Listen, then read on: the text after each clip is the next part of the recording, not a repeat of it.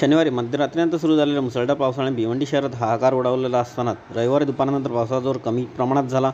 त्यामुळे सकाळी मुसळधार पावसामुळे भाजी मार्केटमध्ये जे 2.5 ते 3 फूटपर्यंत पाणी साचले होते, ज्यामुळे भाजी विक्रेत्यांनी नजराणासारख्या परिसरात येऊन आपली भाजी विक्री केली।